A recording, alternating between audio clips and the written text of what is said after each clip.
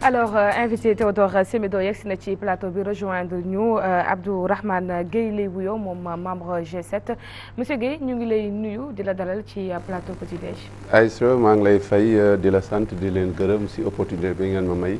pour mun a jàkkaarloo ak askan bi waxtaan ak ñoom si li nga xam ne mooy xew-xew bi. voilà ci li nga xam ne mooy xew-xew bi di wàllu éducation bi nga xam ne jamono ji mën nañ ne gannaaw yi fi amoon yépp fi mu toll nii moom toog nañ seen kër jàng amatul li ko waral mooy coronavirus bi nga xam ne salfaañe na bu baax a baax système bi Théodore. kenn xamul parce que fu mu toll nii may nañ xale yi 3 semaines de vacances perturbation yi amoon ban incidence la war a mën a am ak li nga xam ne encore ñuy toog 3 semaines te boobu jamono aussi dañuy def constat parce que gis nañ ne xale yi wax nañ leen ñu toog seen kër. mais dañu constaté ñun lañu gis que xale yi déambule dans les rues ñu ngi wër fu nekk nga leen gis moom démb sax damaa cee gis benn xale damaa mujjee maanaam attaqué waajuram te ma mujjee fan nga dëkk mu ne fii ma dem ba foofu parce que dama xool xale bi suuf yëpp ci bopp bi ak yëpp muy kii ma ne ko mais soxna si xanaa yow mu ne waaw soxla yi rek moo tax kon pour dire que am na ñoo xam ne dem nañ ba nga xam ne ak souci àddina bi duñu tal seen doom te contexte bi yëpp ñu ngi wax li am jàngoro bi kon moo tax tey kon ñu dalal Abdourahmane pour mën a gën a yaatal waxtaan bi te moom mu nekk secrétaire général UDEN. secrétaire général UDEN kon Théodore Semedo bàyyi la nga daal di dugg léegi ci rubrique éducation waxtaanee li nga xam ne moom moo di système bi également. Abdourahmane grève yi dama leen gis année bi moom vraiment dafa yëngu ñu teg tànk ñu def 3 semaines encore de vacances ndax nag jàngoro coronavirus nan nga gisee boobu ndogal. ak yow ci yow ban incidence la war a andi. waaw jërëjëf ginnaaw bi ñu leen nuyoo sant leen gërëm leen ñaanal leen aussi parce que li ngeen di def dafa am njeexital si askan wi yéen a ngi leen di yee di leen gindi mooy njàng moom ñëpp xam nañ ne dafa am solo si am réew te njàngu Sénégal bu fekkee ne dañuy wax rek te yàlla tax ñuy wax dëgg dañuy gis ne dafa sooke. bi ñu 2003 ba léegi gis na ne njàng mi ni mu war a demeewu ko ren nag li ñu gis mooy daaw wala daaw jékk signé nañu protocole d'accord ak gouvernement bi si ay ponk ñu gis ne gouvernement bi tamit aman na jafe-jafe si kaddu gi mu joxe woon mu sàmm ak moom loolu moo tax daaw jàngalekat yi si bëgg gu ñu bëgg seen école moo tax kenn gisu leen ñu yëngatu mais ren munoo wax ak nit ngeen diggante après yow li nga waran def defoo ko moom aussi mu am ay jafe-jafe toog loolu moo tax ñu doon yëngu soo leen xoolee ñu ngi woon si juróomeel plan d'action bi loolu nag day am conséquence si njàng mi parce que njàng bi dafa am quantum horaire boo xam dañ ko normé au niveau international dañ naan temps d'heures yi su ngeen ko jàngut njàng mi maanaam du mën a am njeexital bu baax yàlla def si juróomeelu plan d'action bi nga xam ne tax tey dañu war a def grève suba ñu def débrayage mais si diggante bi ñu gis ne am na xew-xew bu fi am muy am na jàngoro boo xam ne dugg na maanaam si biir Sénégal wërgal àdduna ñu jàpp ne ñun tamit ay jàngalekat lañu te wax dëgg yàlla si réew mi la ñu bokk te li nga xam ne moo fi dugg duñ ci mucc kon nag dañu war a taxaw tamit bàyyi suñuy bopp xalaat réew mi loolu moo tax ñun jàpp nañ ne grève bi ñuy def incha allah rabi dinañ ko dakkal. mais léegi lan moo war a nekk conséquence déjà accusé nañu retard bu bëri ndax grève yi en plus lii am 3 semaines lan moo war a nekk conséquence yi. oui wax naa ko léegi xam nga njeexital bi muy def mooy njàng mi moom. xale yi maanaam tàggat gi ñu leen war a tàggat nañu war a fendee duñ ko fendee loolu nag dafay wane ne boo xoolee tey le niveau dafa besewu boo xoolee Sénégal bu njëkk ba njàngam dafa taxawoon ba nga xam ne amul fenn fooy dem si àdduna bi si grande institution yi te doo fa fekk ab sénégalais mu jiite ko wala mu bokk si ñi ko jiite parce que njàng mi surtout école publique dafa amoon taxawaay cëslaay bu am solo loolu nag day feeñ si xam-xamu sénégalais yi kon su fekkee ne war nañ jàng te jànguñu loolu day tax xale bi li mu war a xam yëpp du ko xam loolu defe naa ne ñun ñëpp jarul rek ngay am xam-xam pour xam ko. waxee lii tey c'est un peu paradoxal à mon avis parce que yéen a ngi toog a reconnaître que ne xale bu toogee ci këram jàngiwul dafay am ay gàllankoor te pourtant yéen chaque jour ngeen xàppati fi ay semaine grève wala bu ngeen grèvewul tamit yéen a ngi débrayage c'est vrai que njiitu réew Macky Sall wax na na xale yi toog seen kër loolu mun nañ jàpp ne cause bu noble la parce que c'est pour leur sauver la vie mais également éviter la propagation du virus dans le pays loolu moo tax mu dakkal njàng mi mais yéen chaque jour ngeen dakkal njàng mi te tegu leen ko lu mooy seen naf su bakkan maanaam yokkal ma lii grèveal ma lii indemnité fii fay leen ni suñu kii de correction fii donc yéen aussi war ngeen mën a xam ne toog gi ngeen di toog te bañ a jàngal xale yi conséquences yi lay indi. waaw xam nga loolu moom bon sa xalaat la yow mais li wóor ba wóor mooy ñi nga xam ne seen xalaat dafa meññ ci xam-xamu école. xam nañ ne école dafa am lu mu laaj. tout à fait ñun suñu nekkee ay jàngalekat nga xam ne suñu raison d'être mooy école. nga xam ne école bi moo tax ñu doon li ñu doon te ñu war a warloo ak Sénégal bi nga xam ne moo tax ba ñun ñu doon li ñu doon ñu war ko jàppale suñuy rak ñu gis ne école boobu dañ ko soofantal dañ ko doyadil ba nga xam ne école bi sénégalais bi mu war a former mu nekk sénégalais modèle mënatul nekk ndax ki nga xam ne mooy jàngale nga xam ne moom li tax muy liggéey mooy mu mën a am lu mu suturloo te gis na ne bu nekkee ci école bi di liggéey soo ko méngalee ak moromu nattangoom yi nga xam ne ñu ngi liggéey nekk feneen daanaka moom ñële dañ ko yar mën a fay juróomi yoon wala juróom-benn yoon te loolu li ko indi rek mooy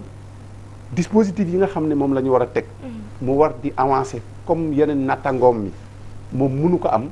kooku mënu toog di continuer même su bëggee dafa bëgg école bi dama yaakaar ne ñun bu leen fàtte ne avant ñuy nekk ay jàngalekat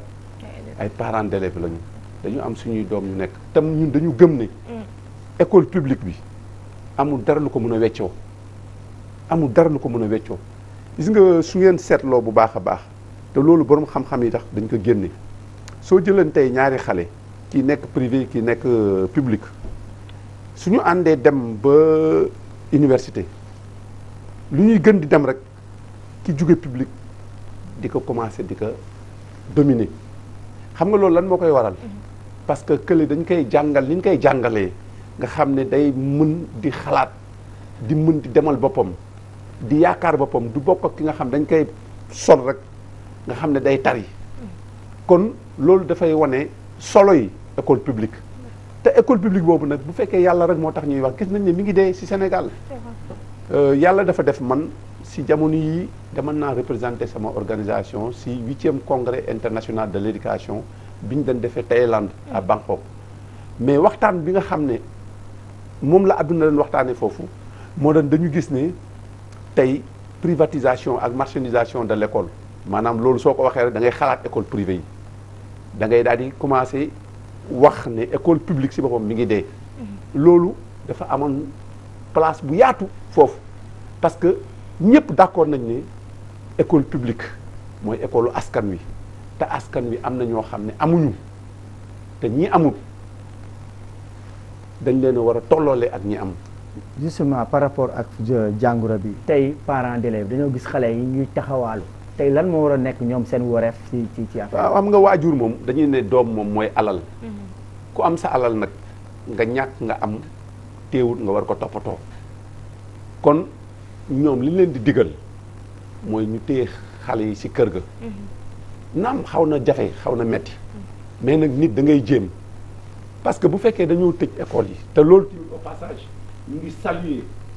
cette décision du président parce que ñun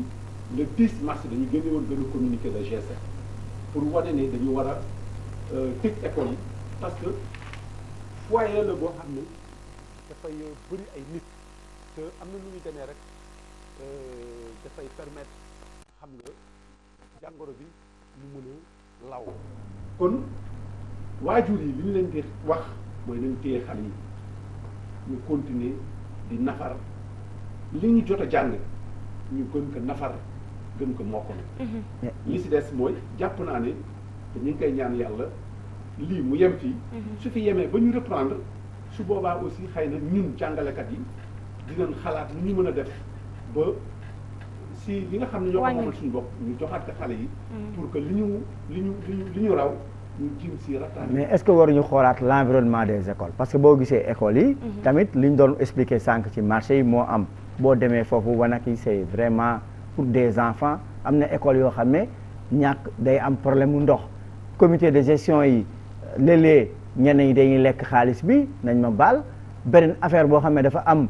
mairie yi nga xaraw ñoo war a am contrôle parce que dans les règles de comité de gestion mairie yi ñoo am responsabilité bu ñu gisee comité de gestion buy jalgati ñu clamé ko wala ñu redresser affaire yi ñoom tamit dañuy démissionner presque duñu war a recruter gardien duñu def dara donc école yi environnement bi cantinisation sauvage yi tous ces facteurs réunis font que ces écoles et aussi les enfants yi fay jàngee dañuy exposé wu. non li ngay wax moom dëgg bi mais il y va de la responsabilité de l'État xam nga su fekkee ne école dafay répondre à des normes maanaam bloc yi nga xam ne mooy bloc yi xale yi di war a dem di ko utiliser dañu war a tax tàggale jigéen ñi ak góor ñi soo demee ci école yi loolu amul day manqué ndox école yi te xam nga ndox moom su manqué rek déjà problème la même bu fekkee ne dispositif bi ñu ngi fi woon te ndox amul problème la. kon li ngay wax nii loolu lu am solo la te man dama jàpp ne école yi dañ ko war a toppatoo li tax ñu war ko toppatoo mooy le soubassement du développement. école fa la ñuy tàggatee doomu aadama te doomu aadama boobu moom mooy yore maanaam réew mi suñu bëggee suñu réew yi mu décoller il faut que ñu tàggat ay nit yoo xam ne dañuy mucc ayib nit nag pour nga tàggat il faut nga mettre dans les conditions donc moo tax ñun d'accord nañ ne très sincèrement y a le minimum yaatu pour même bu fekkee nit am na feebar bi xëy na ni mu war a propager wu du mën a propager wu parce que am na ce qu'on appelle les normes de construction mais aussi ñu defar ay blocs sanitaires yoo xam ne très sincèrement day mën a nekk bloc sanitaire yoo xam ne dina mën a méngoo ak jamono loolu moom on est parfaitement. mais est-ce que tey nii ak école yi tëj nañ est-ce que waruñu désinfecter déjà salle de classe yi ak yëpp pour permettre avant aussi ñu retour parce que y a l'humidité buy def effet est-ce que tey waruñu désinfecter déjà salle de classe yi xaaraat encore ba ñuy waajal xale yi tàmmali ñu ñëwaat aussi def ko. non je crois que loolu moom c'est le minimum gouvernement bi dina ko def. te ñu ngi leen di ñaan tamit tey dinañ rencontrer le ministre parce que démb dañu def plénière ñun waa G7 pour Dakar dañu def benn point de presse tout à l'heure à 10 heures dañuy rencontrer le ministre bi pour ñun aussi ñu dugg ci effort contribuer parce que dañu jàpp ne ñun lañ koy defal parce que ñun ay sénégalais lañ te luñ fi def rek su lu baax ñun lañ ko defal kon ñun tamit dañ ci war a dugal suñu loxo. donc pour dire simplement que ne gouvernement bi ñu toog ministre dañ ko wax ne lii nga xam ne moom nga wax ñoom suñu xalaat ñu jël ay dispositions pour que école yi ñu préparer waat avant le retour ñaan yàlla rek parce que affaire bi xamuñu fu muy egg fi mu nekk nii. suñu xoolee ñu ngi gis ne cas yi dafay yokk. waaw mais ñun ñëpp nañu wàkkiirlu si suñu borom parce que moom kese moo yore dogal bi. ñaan ko mais aussi ñu taxawaay bi ñu war a taxaw. mooy li nga wax sànq lépp loo xam ne matukaay la. te bu ñu ko jëlee xëy na mën nañu mën nañu fagaru permettre ñu fagaru ci feebar bi ñu def ko li ci des nag ñu bàyyi suñu borom suñu bopp ak borom suñu borom. waaw est-ce que tamit c'est pas le moment également ci moment bi nga xam ne da ngeen nekk benn jël benn petite vacance ngeen jéem a xool naka ngeen di recoller les morceaux ak instance de instance dirigeant yi ngeen xool tamit naka ngeen di def bu fekkee ne retourné waat ngeen école ngeen jéem a teg un plan parce que bu fekkente ne perte ngeen par exemple 3 semaines ci at bi plus grève ak débrayage yi nga xam ne jotoon ngeen koo def bu retour bi ñëwee da ngeen bëgg a accélérer jàng bi te du xarañ ni mu war a xarañee dëgg-dëgg. loolu moom dëgg la man dama jàpp ne loolu aussi la responsabilité incombe à l'État xam nga bu fekkee dañ la fal. nga yore réew di ko doxal dafa am ay priorité te ñun nag bu fekkee dañuy wax ci bi tax dëgg rek yàlla tax ñuy wax tamit mooy ñi ñu jiital. politique bi la ñu gën a jiital or si àdduna bi gis nañ ni réew yi nga xam ne dañoo jox doyoo ak solo njàng dëkk yooyu xoolal ni ñu développé en un laps de temps court naam suñu koom demeewut noonu mais li ñu am mu néew mu bëri nañ si dugal nañ si boole njàng mi loolu mooy tax ñu mën a egg fi ñu bëgg a egg te loolu mais jar ñu leen koy jàngal. mais Abdourahmane lan moo tax kon le ministre Cheikh Kanté ne vraiment l'État a posé des pas de géant, il y a eu des avancées et que enseignants yi ñoom noonu nangul parfois comprendre leen. non xam nga yooyu loolu wax la rek xam nga tey bu fekkee ne dañu toog ñuy càmbar ponk yi nga xam ne dañ ko xaatiman ak gouvernement bi dama mënoon ko tënk si juróom-benn poñ mais bu njëkk bi mooy la lenteur administrative bu les lenteurs administratives est-ce que yow mën nga nangu nga nekk fonctionnaire ñu recruter la ngay nekk dans la profondeur du Sénégal ak ay situation yoo xam ne yenn saa yi tax ndox moo naan potable doo ko am ñi nekk dans le ferlo ñoom ak fas yi ñooy bokk ndox parce que amuñu feneen fu ñu ndox mënoo ko mënoo jënd ndox Evian yóbbu ko parce que ils n'ont pas les moyens mais ces gens là malgré ces conditions dañuy def seen examen bu ñu defee seen examen pour ñu am seen lijaasa dañuy toog ñeenti at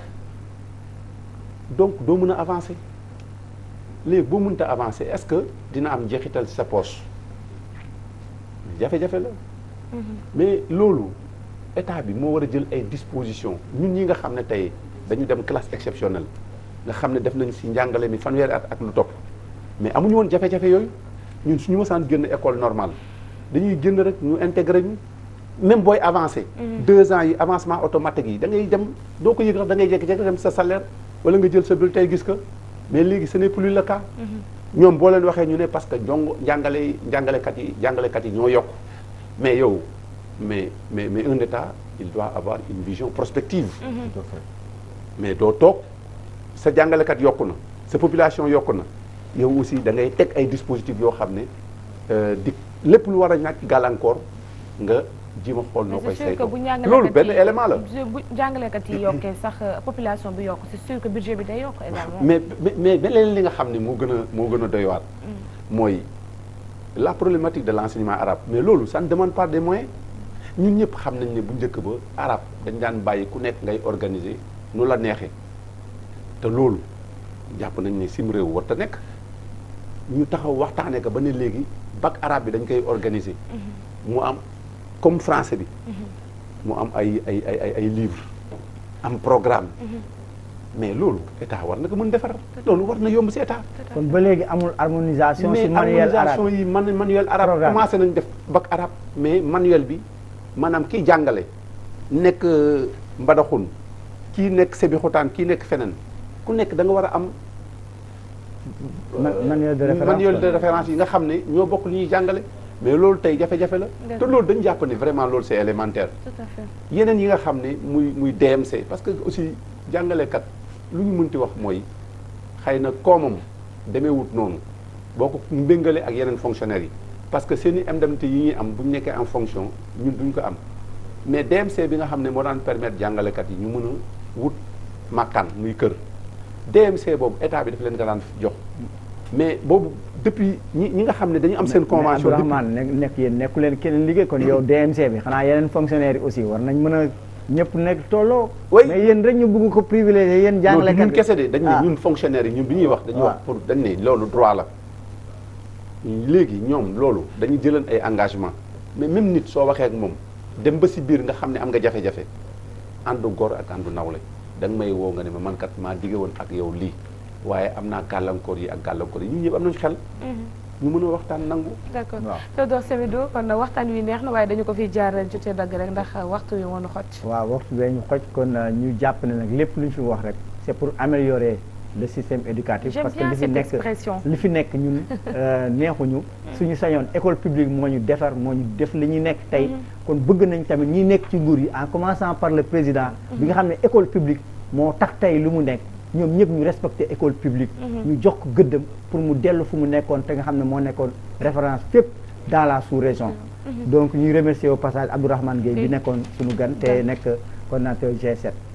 ñu ngi koy bàyyi moom itamit mu tàggatoo. monsieur Gueye mais sant leen gërëm leen ñaanal leen aussi parce que li ngeen di def. am na njeexital ci askan wi. d'accord képp koo xam ne da ngay wax rek te yàlla tax ngay wax vraiment xam ne ne Walfadjri yéen a ngi bay seen waar yal na leen yàlla kàttanal li ngeen mën lu ko ëpp parce que li ngeen di def aussi ñun moom la ñu bëgg mooy yee nit ñi